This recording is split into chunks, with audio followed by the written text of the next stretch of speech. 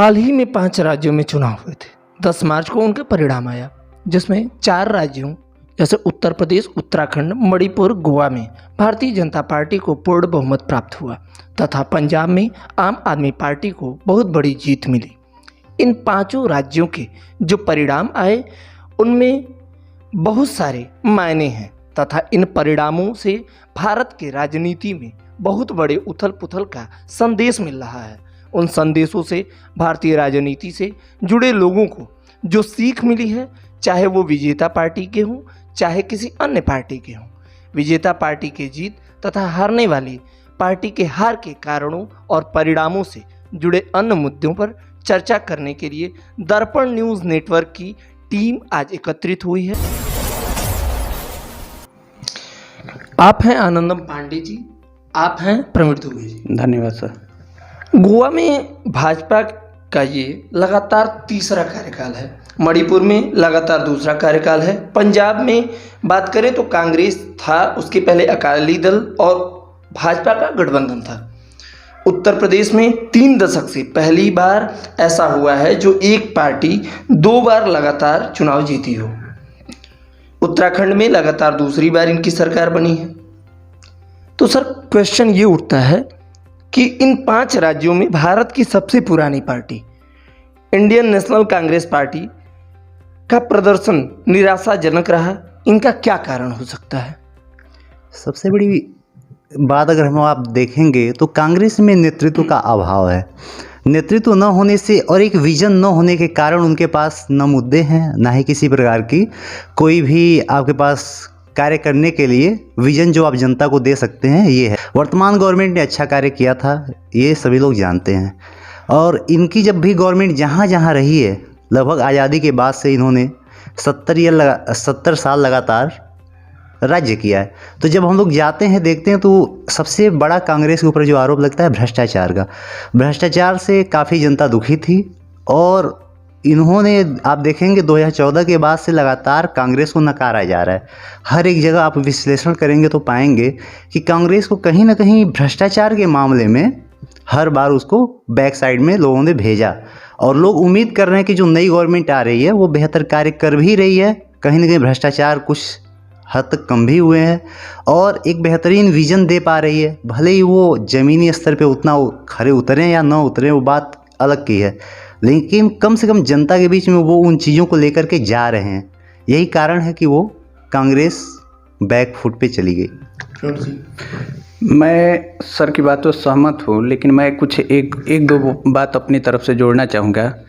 जैसे कि आप देख रहे हैं कांग्रेस पार्टी में विजन का कोई अभाव नहीं है। विजन उनका क्लियर है कि मुझे चुनाव किन मुद्दों पे लड़ना है, लेकिन उनके साथ जो सबसे बड़ी समस्या है वो ये है कि आज़ादी के बाद से आज तक वो लोग तुष्टीकरण की राजनीति किए हैं और वर्तमान में तुष्टीकरण की राजनीति से आपको सफलता नहीं मिलनी है। ये लोग एक ऐसे व्यक्ति को सत्ता सौंपना चाहते हैं जो 2005-6 से आज तक राजनीति सीख रहा है, लेकिन सीखने में सफल नहीं हुआ, फिर भी उससे इन लोगों का मोह भंग नहीं हो रहा है। तो जब आपका नेतृत्व उस व्यक्ति को जो राजनीति में इंटरेस्टेड ही नहीं है उसको सत्ता में ले आने का प्रयास करेगा तो कहीं ना कहीं आपका पतन सुनिश्चित। गोवा में, उत्तराखंड, मणिपुर, पंजाब, इन 4 राज्यों में 6 महीना साल भर पहले अगर देखा जाए तो कांग्रेस पार्टी सरकार बनाती हुई दिख रही थी, लेकिन कहाँ इनकी चूक हुई कि ये हर जगह विफल हुए? देखिए, जहाँ तक सवाल है गोवा का, गोवा में देखिए इनके नेतृत्व सब कुछ सही था, कांग्रेस पार्टी का नेतृत्व वगैरह सब कुछ सही था, लेकिन जो इसके पहले इन्होंने 2007 से लेके लगभग 2012 तक जो सरकार चलाई थी, उसके बाद जब सत्ता परिवर्तन हुआ और बीजेपी की गवर्नमेंट वहाँ पे बनी गोवा में, तो 2012 से 17 तक, फिर 17 से 22 तक में वहाँ पे बीजेपी ने जो निर्माण कार्य शुरू किए, जैसे पहले वहाँ पे ओवरब्रिज वगैरह का अभाव था। गोवा का मेन जो इनकम का जरिया था वो टूरिज़्म था, लेकिन वहाँ पे यातायात का बहुत बड़ा अभाव था। अभी क्या है कि भारतीय जनता पार्टी वो उस सिटी को, गोवा को एक तरह से इस हिसाब से डेवलप कर रही है, जिस तरीके का आपका दिल्ली है, कोलकाता है, ठीक है। तो इस बार के चुनाव में जैसे 3-4 महीने पहले तक तो ऐसा लग रहा था कि कांग्रेस पार्टी वापसी करेगी, लेकिन चुनाव परिणामों को देखते हुए ऐसा लग रहा है कि गोवा की जनता ने ये सोचा कि अगर ये लोग पार्टी से मतलब बीजेपी से अगर छोड़ के सत्ता को हम लोग दूसरी पार्टी के हाथ में सौंप रहे हैं, तो हो सकता है कि जो निर्माण कार्य प्रारंभ हुए हैं उनको रोक दिया जाए। अच्छा, आम आदमी पार्टी के प्रदर्शन को क्या हम भारतीय जनता पार्टी के प्रमुख प्रतिद्वंदियों के रूप में देख सकते हैं क्या? जिस तरह से पंजाब में सरकार बनाई है आम आदमी पार्टी ने, इस पे ये सवाल उठता है। देखिए, जब से हम आम आदमी पार्टी के डेवलपमेंट का देखें, जब से उन्होंने पहली बार गवर्नमेंट बनाई, उन्हें कार्य करने का कहीं ना कहीं कोई दिक्कत हुई जिसके कारण वो छोड़े, फिर से हम देख रहे हैं लगातार वहाँ पे हर बार बेहतर परफॉर्म करती जा रही है। इसका मतलब कहीं ना कहीं उनके पास कुछ चीज़ें ऐसी हैं जो आम नागरिकों को ज़्यादा पसंद आ रही हैं। 2017 में भी वो अच्छी लड़ाई में थे। 2017 में अगर आप देखेंगे तो एक अच्छा परफॉर्मेंस उनका था, और कहीं ना कहीं उनका एक वोट बैंक पहले से पंजाब में था, एक परसेंटेज उसका अच्छा खासा वहाँ रहा है। और जब इस बार चुनाव हुआ तो जनता के पास ऑप्शन नहीं रहा, क्योंकि अलग अलग जो लोकल वहाँ पे दल थे वो कहीं ना कहीं सही तरीके से परफॉर्म नहीं कर रहे थे। इस बीच में मौका मिला आम आदमी पार्टी को, और आम आदमी पार्टी जनता के बीच पहुंच पाई, अपने विजन को लेकर के, और लोगों को बता पाया कि आम आदमी पार्टी आती तो क्या क्या कार्य करेगी, और लोगों ने उसको पसंद किया। कहीं ना कहीं हम इसको देख सकते हैं कि एक बहुत अच्छा विपक्ष हो सकता है उभर करके कुछ वर्षों में आम आदमी पार्टी के रूप में मिल सकता है जनता को। जैसे आप लोगों ने पूरे चुनाव में हमारी टीम कवरेज की, तो इससे जनता का रुख इनके प्लानिंग से कहीं प्रभावित तो नहीं हो रही है जनता? कि जो आम आदमी पार्टी की प्लानिंग है, जो विकास के मुद्दे हैं, जो प्लान करके ये चलते हैं, उस पर कहीं जनता का रुख तो नहीं है इनके पक्ष में? देखिए, ऐसा कुछ नहीं है। ये जो आम आदमी पार्टी है, इसका जन्म ही हुआ है आंदोलन से। आपको याद है 2012 के आसपास में अन्ना हजारे ने आंदोलन किया दिल्ली में, उसके बाद वहाँ चुनाव हुए, आम आदमी पार्टी ने उस आंदोलन का भरपूर फ़ायदा उठाया और उसने अपनी सरकार बनाई। पुनः आप देख रहे हैं किसान आंदोलन अभी कुछ ही दिन पहले संपन्न हुए हैं, जिस किसान आंदोलन में आप देखेंगे पंजाब के सारे लगभग मैक्सिमम 80% किसान तो पंजाब साइड से थे, ठीक है। और उन लोगों ने पहले भी भारतीय जनता पार्टी का जो उनका एजेंडा है उसको नकारा हुआ है, तो वर्तमान में भारतीय जनता पार्टी से तो उनको कोई उम्मीद थी नहीं, खास करके जब कृषि बिल पारित हुआ उसके बाद से। तो उन्होंने कांग्रेस को समर्थन देने का प्लान किया, लेकिन कांग्रेस पार्टी कुछ पिछले 1 साल से कुछ उथल पुथल सी मच गई थी कांग्रेस पार्टी में। जैसे नवजोत सिंह सिद्धू को अध्यक्ष बनाना पंजाब में, प्रदेश अध्यक्ष, उसके बाद उनके आते ही उनके भूतपूर्व मुख्यमंत्री जी इस्तीफा देते हैं, कई सारे बदलाव। हाँ, उसके बाद तुरंत नए मुख्यमंत्री का चयन होता है, और वो कार्ड क्या खेला जाता है कि हम लोग ये एक दलित वर्ग के मुख्यमंत्री को यहाँ पे लेके आए हैं, ठीक है। तो ये सारे उथल पुथल, उसके बाद फिर उस मुख्यमंत्री और वहाँ के प्रदेश अध्यक्ष के बीच में आपस में नहीं बनती है, ठीक है। दोनों में तानातनी जारी थी। चुनाव के दिन तक इस तरह की स्थिति देखने को मिली।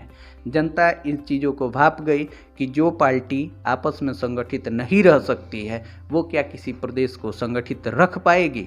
उनका मोह भंग पहले ही बीजेपी से था, उनके पास कोई तीसरा विकल्प था नहीं आम आदमी पार्टी के अलावा। उन्होंने आम आदमी पार्टी को उठा के सत्ता में बैठा दिया। जहाँ तक आपका कुछ ही देर पहले आपने एक प्रश्न पूछा था कि क्या आम आदमी पार्टी को बीजेपी के मतलब प्रतिद्वंदी के रूप में देखा जा सकता है, तो मैं इस पे अभी तो कुछ कह नहीं सकता, क्योंकि अभी उसके बारे में कुछ कहना जल्दीबाजी होगी। अच्छा, अगर हम बात करें उत्तर प्रदेश में, तो उत्तर प्रदेश में समाजवादी पार्टी के गठबंधन भी फेल होते दिखे, इस पे आप क्या कहेंगे? देखिए, कहीं ना कहीं अगर हम देखें यूपी में तो योगी जी की गवर्नमेंट ने एक अच्छा शासन दिया, यहाँ पे एक अच्छी व्यवस्था दी, कहीं ना कहीं डेवलपमेंट भी हुआ, और जो बेसिक ज़रूरतें थी जनता की वो कहीं ना कहीं पूरी हुई। अगर हम किसी भी प्रकार से देखें तो लगभग ये गवर्नमेंट, अगर हम 70% के आसपास हम पाते हैं कि गवर्नमेंट अपने कार्यकाल में सफल रही है और सही तरीके से परफॉर्म की। कहीं ना कहीं 30% इस वजह से भी कह सकते हैं कि रोजगार के मामले में ये गवर्नमेंट जो है कहीं ना कहीं विफल रही है। तो रोजगार के मामले में इसको विपक्ष चाहते तो घेर सकते थे और एक बहुत बड़ा मुद्दा बनता, लेकिन समस्या ये है कि विपक्ष अगर रोजगार के मुद्दे में घेरता और वो गवर्नमेंट में आता तो खुद उसको रोजगार देना पड़ता, तो रोजगार के मुद्दे पे ये घेर सकते थे। लेकिन अन्य कार्य अगर देखें, विकास कार्य तो यूपी में तो हुए हैं और शासन प्रशासन भी अच्छा चला है। इस वजह से जनता ने इनको पसंद किया है। कहीं ना कहीं जनता को तकलीफ नहीं है इनकी गवर्नमेंट में, अन्य गवर्नमेंट में तकलीफ़ें कुछ ना कुछ रही हैं।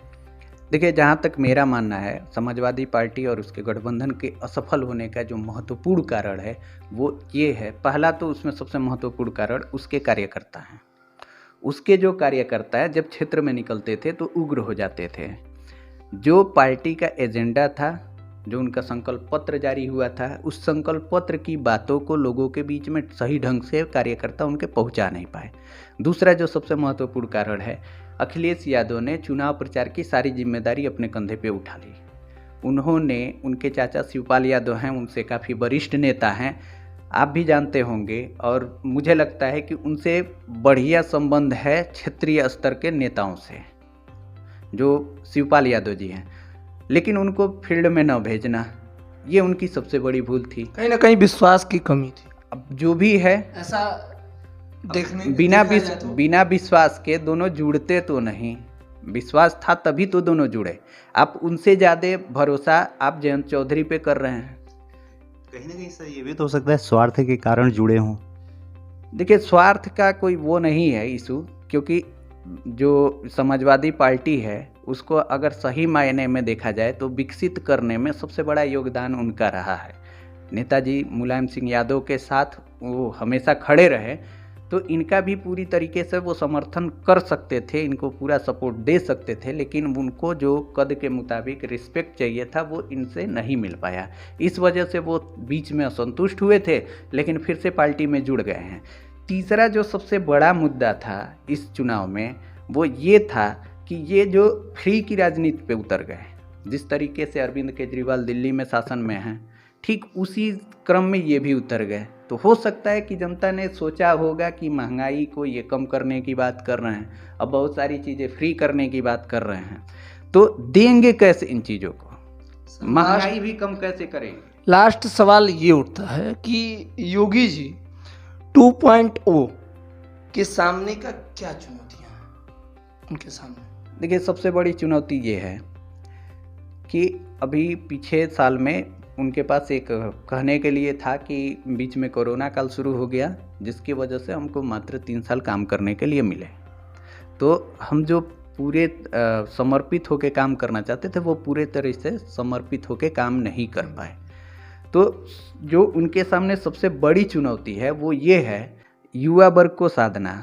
इस चुनाव में आप कहीं ना कहीं देखेंगे युवा वर्ग का रुझान हर वर्ग से लगभग अखिलेश यादव के पार्टी को था, लेकिन उनके खुद के कुछ नेता जिनके बयान के वजह से उनकी पार्टी को काफ़ी नुकसान हुआ, उससे युवा वर्ग रुष्ट हो गए और उनकी पार्टी को पूर्ण रूप से सपोर्ट नहीं कर पाए। तो जो युवा वर्ग इनकी पार्टी को छोड़ के उनकी पार्टी के तरफ घूम गए हैं, उनको साधना इनके सामने सबसे पहला लक्ष्य होगा, और उसको प्राप्त करने के लिए इनको रोज़गार देना पड़ेगा।